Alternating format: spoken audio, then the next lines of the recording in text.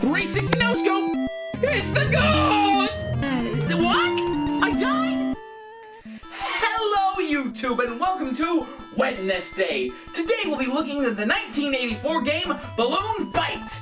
I have a feeling this is going to be one of these shorter episodes because Balloon Fight only has 12 levels. Or maybe more like Infinity levels. I could even make the argument for only 1 levels, but I'll explain as we get to it. Let's roll, let's do this. I don't have a way to start these episodes. I need a saying before we jump into this. So Balloon Fight is a super simple game, but it's super fun, and it's got super tight controls. As I said, it has 12 levels of flying around and popping birds' balloons. You're birds! You don't need balloons to fly! But since this was originally an arcade game, after you beat the 12 levels, it just loops until eventually you're murdered and fall into the sea. Alright, let me pose a question to you. Who is the most brutal Nintendo character? Cyrus? Ganondorf? Ridley?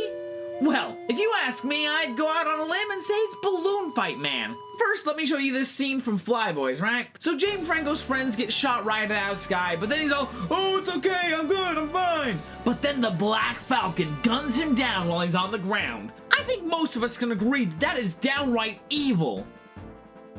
Well, that's what you do as Balloon Fight Guy. Every enemy who lands safely on the ground must be murdered whilst unarmed to make sure that they never experience the joys of life again. So every round starts off and you get 3 seconds to slaughter the birds as they prep their balloons. And I'm actually okay with these kills because they are preparing their weapons of war to kill you. I'm also okay with cutting their parachutes like Roger from American Dad. Roger!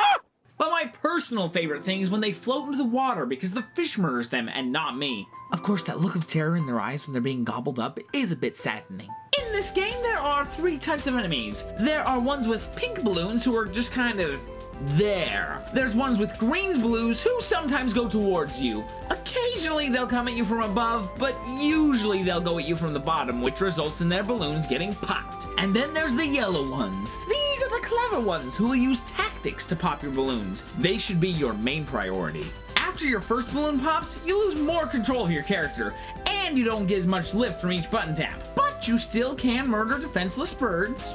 And with that, I don't know what else to say about this game, other than it is very well designed. It's fun, functional, and a little bit addictive. It's super fun to use tactics to outmaneuver the yellow birds, and it's also fun to screw with the fish. Oh, you can't get me. Oh, you almost had me there. Oh, you gotta want it. Oh, crappy! Aside from the main story, you also have Balloon Trip, which is just avoid lightning and collect balloons. Forever. Until you die. So, yeah, that's all for this episode. The last thing that I want to point out is, and this is just a secret between you and me, okay? But I think that the song Endless Mind from Sonic 3 stole its Game Over music from Balloon Fight. Alright, just give it a quick listen and tell me what you think.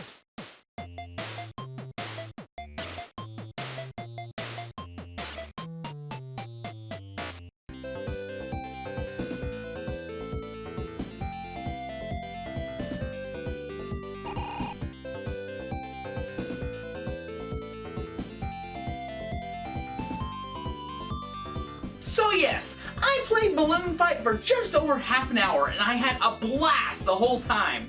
I don't think it's really a substantial game with a lot of meat on its bones, but what a glorious time waster. I can definitely see that if I need to kill a couple minutes in the future, I'll probably just start this game up real quick and play for a little bit. It's the first game that I've ever played that I actually care about my high score. So, thanks for watching this episode of WedNESday, and join me next week when we'll be looking at Bubba Bobble.